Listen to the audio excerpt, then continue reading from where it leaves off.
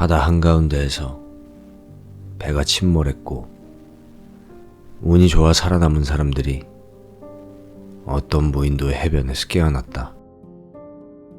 이미 죽어 시신이 된 사람들을 제외하면 살아있는 사람들은 10여 명. 어떤 사람은 멍하니 주저앉았고 또 어떤 사람은 엉엉 소리내 울었고 다른 어떤 여인은 남편의 시신을 껴안고 울었고 어떤 사내는 숲쪽을 확인하러 들어갔고 다른 어떤 사내는 해변에 떠내려온 물건들을 정리했고 또 다른 어떤 사내는 해변을 따라 섬을 한 바퀴 돌았다. 시간이 흘러 해가 지고 난 뒤 사람들은 모두 모여서 대책을 논의했다. 결론은 구조대가 올 때까지 버티는 것이었다.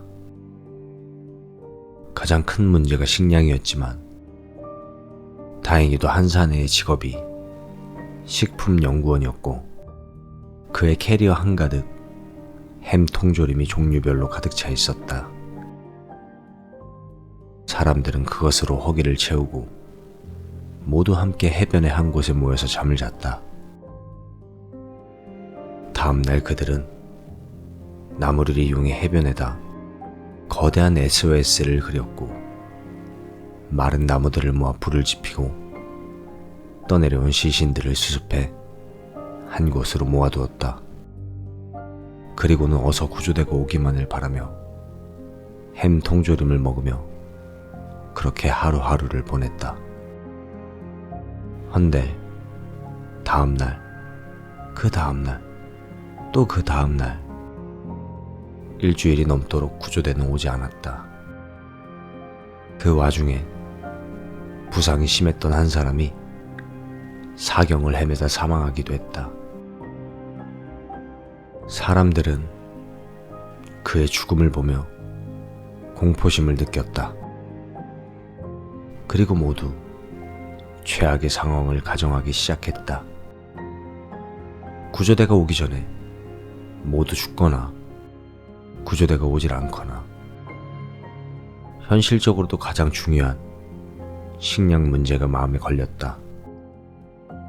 섬의 숲에서는 먹을 만한 열매라고는 야자수 몇 개가 전부였고 그들이 가진 햄 통조림도 거의 다 떨어져 갔다.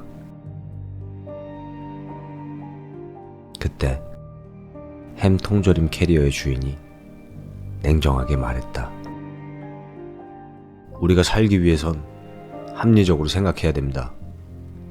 이 몇 안 남은 통조림을 최대한 아껴야 돼요. 그래서 하는 말인데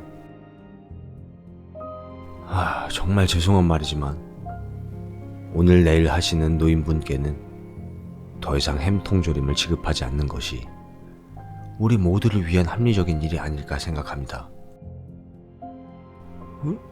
아니 갑자기 그런... 노인은 당황했다.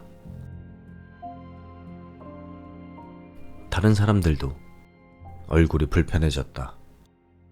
하지만 합리적이라는 단어가 그들의 입을 다물고 있게 만들었다. 그는 내친김에 말을 더 이었다. 저는 군의관 출신입니다. 전쟁 상황에서 병사들이 막사로 실려왔을 때 너무 크게 다친 병사들은 아예 치료를 하지 않습니다. 그들을 치료한다고 살릴 수 있을지도 모르고 그 의약품으로 다른 병사들을 살리는 데 쓰는 것이 더 많은 병사를 구할 수 있기 때문입니다. 그런... 지금의 상황이 딱 전쟁 상황과 같아요. 저희는 위기이고 앞으로 저희는 이 섬에서 얼마를 지내야 할지도 모르잖아요. 어쩌면 겨울을 나야 할지도 모르는데 하지만 다리까지 다치셔서 오늘 내일 하시는 노인분께서 앞으로 저희 생활에 짐이 되면 됐지 도움이 될 수는 없다고 생각합니다. 저를 정말 개쓰레기라고 욕해도 좋아요. 저의 계산으로는 노인분을 끝까지 안고 가는 것이 합리적으로 생각했을 때 저희에게 도움이 되지 않는다고 생각합니다. 노인은 침묵했다. 사람들도 침묵했다. 인도적으로는 마음이 불편했지만 합리적이라는 단어가 마치 어쩔 수 없다는 단어처럼 들렸다. 게다가 그들은 모두 죽음의 공포에 질려있던 상황이었다. 그때 어느 한 노인이 입을 열었다. 나는 사실 사회에선 그런 통조림 같은 건 먹지도 않네. 아니, 있는 줄도 몰랐지. 자네들 땡땡 소주를 아는가? 예? 어르신, 그 무슨 소리? 내가 그 소주 회사의 회장이네. 어? 그깟 소주 회사 회장이라 우습게 생각할지도 모르겠지만 내가 가진 재산만 수백억이 넘네. 만약 사회였다면 그런 통조림 하나에 이런 취급을 받을 일이 절대 없는 사람이지. 사람들은 노인을 달리 보았다. 노인이 그렇게 대단한 사람인 줄은 전혀 몰랐다. 반면에 그런 대단한 노인도 결국 무인도에 떨어지면 한낱 촌부에 불과하다는 사실이 그들의 머릿속을 스쳤다. 그때 그 노인이 눈빛을 형형하게 뜨며 그 사내를 향해 말했다. 그 통조림 하나를 내 1,000,000원에 사겠네. 사람들은 헉소리를 내며 깜짝 놀랐다. 통조림 하나에 1,000,000원이라니. 사내가 아무 말도 못하고 노인을 보고만 있자 노인이 다시 말을 했다. 1,000,000원이라는 단위가 현실감이 떨어지는가? 그렇군. 그렇겠어. 그럼 500만원으로 깎도록 하지. 믿을 수 있겠나? 아니, 제 말은 그런 게... 더 깎아야 믿을까? 300? 100? 사내는 정신을 차리고 톤을 높여 말했다. 아니, 무슨 말을 하시는 겁니까? 어르신이 사회에서 어떤 분이셨는지는 몰라도 이곳에서 어르신은 아무것도 가지고 있지 않습니까? 노인은 담담히 대꾸했다. 만약 우리가 구조돼서 사회로 돌아가게 되면 그때 돈을 치러주겠다는 걸세. 여기 있는 모두를 공증인 삼아 말이야. 아니, 그게 무슨... 그건 구조됐을 때 이야기고 지금 당장은... 어차피 우리는 구조될 것 아닌가? 아니면 우린 뭘 기다리고 있는 거지? 노인의 한마디에 사내의 입이 다물어졌다. 맞다. 자신들은 구조를 기다리고 있는 게 아니었던가? 그렇지 않다면야 이렇게 아둥바둥 캔 하나에 목숨을 걸고 있지도 않았을 것이다. 노인은 담담하게 말했다. 나중에 구조가 됐을 때 모든 금액을 치러주겠네. 내 약속하지. 그러니 나에게도 통조림을 좀 나누어 주게. 아니, 나에게도 통조림을 팔게나. 사내는 침을 꿀꺽 삼켰다. 어느새 노인에게 압도당한 듯했다. 결국 사내가 제안했던 합리적인 희생 방식은 흐지부지하게 무효가 됐다. 그날 저녁에는 노인을 포함한 모두가 통조림으로 식사했던 것이다. 다음날 사람들은 장기전을 이야기하기 시작했다. 구조대가 언제 올지 알 수 없으니 오래 버틸 수 있는 계획의 필요성을 깨달은 것이다. 가장 먼저 집을 지어야겠다는 의견이 나왔다. 그동안은 언제든 구조대가 오면 떠날 셈으로 해변에서 밤을 지새웠지만 너무나 춥고 힘들었던 것이다. 집을 지으려니 당장의 노동력, 힘쓰는 일이 필요했다. 그것은 대부분 젊은 남자들이 나서야만 했다. 그들이 집을 지으며 땀을 흘릴 때 노인이 말했다. 자네들이 건강하다는 이유만으로 노동을 제공해야 할 의무는 없네. 자네들이 당연히 해야 하는 일이 아닌 것이지. 자네들의 노동은 정당한 대가를 받아야 해. 집을 짓는 동안 하루 일당으로 50만 원씩을 쳐주겠네. 그 비용은 사회에서 내가 지불하지. 노인의 말이 괜한 공수표 남발인지는 몰랐다. 그래도 집을 짓는 남자들은 기분이 달라지는 것을 느꼈다. 하루 50만 원 일당이면 사회에서도 못 벌어본 돈이 아니었던가. 노인의 말이 거짓말이든 아니든 어차피 집은 지어져야만 했고, 그렇다면 차라리 기분이라도 진짜라고 생각하는 게 더 좋았다. 힘들던 노동도 50만 원의 일당을 받고 하는 일이라 생각하니까 조금은 편해졌다. 웃음에도 좋았다. 흐차! 편의점 알바 뛰다가 하루 일당 50만 원씩 받으니까 기분은 좋네. 으라차차! 야, 그러게 내 월급이 200이 안 됐었는데 말이야. 부인도 와서 이게 웬 횡재냐? 사람들은 점점 체계적으로 장기전 태세에 들어갔다. 엉성하지만 비바람을 막을 수 있는 집을 2채나 지었고, 증류수를 꾸준히 모을 수 있는 장치와 빗물을 모아두는 비닐 등을 만들었다. 식량 문제도 조금씩이지만 해결되어 가고 있었다. 장기전을 계획하고부터는 본격적으로 바다 사냥을 나갔고, 물고기들, 하다못해 조개와 작은 개들이라도 잡아와 식량으로 삼았다. 사람들은 점점 무인도 생활에 적응해 나갔다. 그리고 그들의 무인도 생활 속에서 노인이 유행시킨 것이 한 가지 있었다. 사회에 두고 온 재산이었다.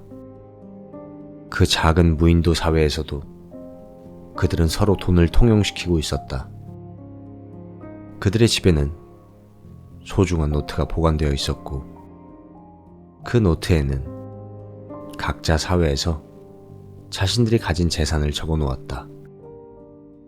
그들은 그 재산을 이 무인도에서 사용했다.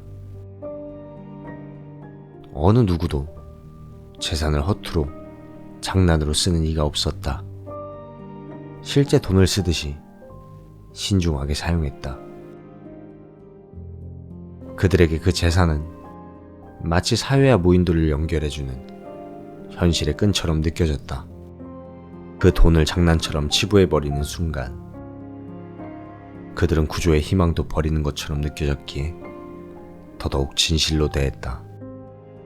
첫날 남편을 잃고 넋이 나간 듯 지내던 여인의 어느 날, 무심코 플립을 엮어 모자를 만들었다. 그 모습을 보던 다른 한 여인이 말했다. 어머, 그 모자 정말 이쁘네요. 저한테 파실래요? 3만 원 드릴게요. 그 여인은 얼떨결에 모자를 3만 원에 팔았고 다시 플립을 모아 모자를 엮었다. 그날 이후 그녀는 무인도에 있는 내내 모자와 장신구들을 만들었다. 사람들은 마음에 드는 것들을 골라 그녀에게 돈을 내고 사기 시작했다. 그녀는 좀 더 예쁘게, 조금 더 멋있게 만들기 위해 디자인을 고민하고 연구했고, 재료의 다양성을 꾀하기도 하며 열심히 노력했다. 그녀는 무인도에서 무척이나 바쁜 사람이었다. 사회에서 백수로 지내던 한 청년은 물고기 사냥의 신이었다. 누구도 따라올 수 없을 만큼 사냥을 기깔나게 잘했다. 청년은 사냥한 식재료들을 공짜로 나누지 않았다. 자네가 잘 잡는다고 우리에게 사냥을 해주는 게 당연한 게 아니야. 자네는 힘들게 사냥한 것에 대한 정당한 대가를 받아야만 해. 청년은 매 순간 최선을 다해서 사냥했고 무인도에서 돈을 가장 많이 벌었다. 어떤 이들은 10,000원씩 걸고 내기 바둑을 하기도 했다. 자네들도 내기 바둑 두나? 아이, 무인도에서 할 게 뭐 있습니까? 자넨 저기에 두는 게 어떤가? 어이, 어르신, 훈수는 안 됩니다. 이게 판당 10,000원인데 어르신이 대신 내주실 겁니까? 사람, 내가 왜 내나? 자네가 다 둔 걸 가지고. 아이고 이런. 사람들은 서로 간에 무엇이든지 돈을 거래했다. 무언가 쓸만한 도구를 만들어 파는 이들도 있었고, 물고기 손질과 요리, 빨래, 미용, 집의 확장이나 보수 작업, 심지어 소설을 써서 들려주고 돈을 받는 이도 있었다. 사람들은 모두 돈을 벌기 위해 무언가를 했다. 그것이 그들의 무인도 생활을 버티게 만들어줬다. 어쨌든 그날이 오게 됐다. 하늘 위로 헬기가 지나간 날, 거대한 SOS 마크를 매일매일 청소한 보람이 있었는지, 배다! 배가 다가온다! 배야! 모두들 배가 오고 있다고! 그들은 기어이 구조됐다. 몇 개월을 무인도에서 견뎌내어 기어코 구조됐다. 그들은 얼싸안고 기쁨의 눈물을 흘렸다. 구조된 배 위에서 고향으로 향하며 서로 얼굴을 마주치기만 해도 눈물을 흘렸다. 그들의 소식이 모두 전해지고 가족들이 마중 나온 항구로 향할 때 회장이라던 노인의 표정이 어두워졌다. 모두가 들떴고 기쁘고 환한 얼굴이었지만 노인의 얼굴만은 어두웠다. 눈을 한번 질끈 감은 노인은 고백하기 시작했다. 용서들 하시게. 사실 난 기업의 회장이 아니야. 그런 재산 따위는 가지고 있지 않네. 그날 그 자리에서 살고 싶어서 거짓말을 한 거야. 정말 미안하네. 사람들은 노인의 말에 노인을 돌아보았다. 그들 모두가 노인에게서 수천만 원씩 받을 돈이 있는 이들이었다. 이윽고 그들은 노인을 향해 고개를 끄덕거렸다. 그냥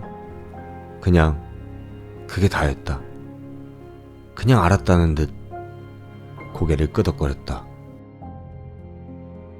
사실 그 노트도 이곳에는 없었다. 서로의 재산이 오고 간 그 노트는 무인도에 두고 왔다. 아무도 그걸 챙기지 않았다. 그 노트의 역할은 거기까지였던 것이다. 무인도 생활을 버티게 해주는 것, 그거면 충분했다. 이후 방송에 출연한 그들은 항상 말했다. 통조림 몇 개 때문에 한 노인을 죽이려고 했을 때 저희는 무인도에 사는 짐승들이 되어 있었습니다. 한 노인을 살려주고 나니 그제야 저희는 사회 속에 사는 인간이 되어 있더군요. 그래서 저희는 살았습니다. 아무튼 그런 틀을 만들어준 그 노인분이 정말 너무나도 감사합니다.